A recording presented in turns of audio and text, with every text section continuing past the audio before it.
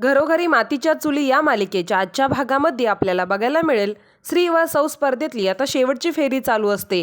तर बायकोने आपल्या नवऱ्याला मागे स्टँडवर बसवून रस्सीने ते ओढायचं असतं आणि जिथपर्यंत त्यांना लाईन दिलेली असते त्या लाईन पर्यंत ते स्टँड ओढत तिथपर्यंत पोहोचायचं असतं। आणि या फेरीमध्ये जानकी विरुद्ध ऐश्वर्या असते। दोघी पण खूप प्रयत्न करत असतात, त्या दोघींची पूर्ण ताकद लावत असतात। ऐश्वर्याला वाटत असतं की ही फेरी आपणच जिंकणार, जानकी जिंकूच शकणार नाही। तर इतक्यात जानकी ऐश्वर्याला ऐश्वर्या ऐश्वर्या म्हणून हाका मारते। तर ऐश्वर्या मात्र तिचं किंवा कोणाचं काहीच ऐकण्याच्या मनस्थितीमध्ये नसते। ऐश्वर्या तिच्याच नादात असते, तिला काही करून ती लाईन क्रॉस करायची असते। आणि ज्या वेळेला जानकी तिला हाक मारते तेव्हा ऐश्वर्या ओरडून जानकीलाच गप्प करते, जानकीलाच म्हणते, काय रे सस्या, घाबरलास का?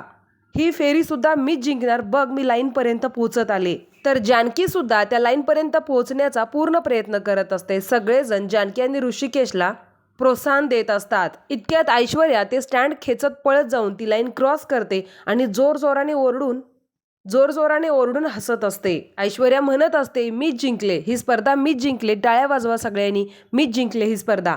पण सगळेजण खूप शॉक झालेले असतात आणि सगळेजण शांत असतात।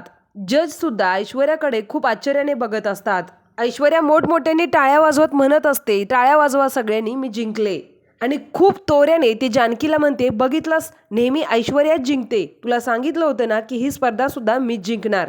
तेव्हा जानकी मग हसून ऐश्वर्याला म्हणते, जिंकण्याच्या नादामध्ये मागे काय सोडून आलेस ते बघ। आणि ऐश्वर्या मग मागे वळून बघते तर तिच्या पायाखालची जमीनच सरकते। ऐश्वर्या मागे वळून बघते तर तिनं फक्त स्टँड ओढत आणलेलं असतं, सारंग मात्र मागे मध्येच पडलेला असतो। ऐश्वर्या खूप भयंकर शॉक होते। सारंग मागेच पडलेला असतो, त्याला खूप लागलेलं असतं आणि तो विवळत पण असतो। ऐश्वर्याला खूप मोठा धक्का बसलेला असतो आणि तिला तितकंच वाईट वाटलेलं असतं, तितकंच तिला राग पण येत असतो। ऐश्वर्या खूप चिडून म्हणते, सारंग पडला कधी? त्यावर जानकी म्हणते, तेव्हा जेव्हा तू तुझ्या अहंकारात आंधळी झाली होतीस, मी तुला हाक मारली होती, तुला हात पण दिला होता, मी हात दिला होता तुला, पण तूच ऐकलं नाहीयेस। जर तू बुडायचं ठरवलंच असशील तर तुला कुणीही वाचवू शकणार नाही। आणि बघितलंस ना, पुन्हा एकदा जिंकलाय तो ससाच, कासव हारला। इतक्यात अंशुमन पण म्हणतो की 6 नंबरची जोडी म्हणजे ऋषिकेश आणि जानकी रणदिवे हे जिंकलेले आहेत। आणि मग सगळेजण जाऊन ऋषिकेश आणि जानकीचं अभिनंदन करायला लागतात।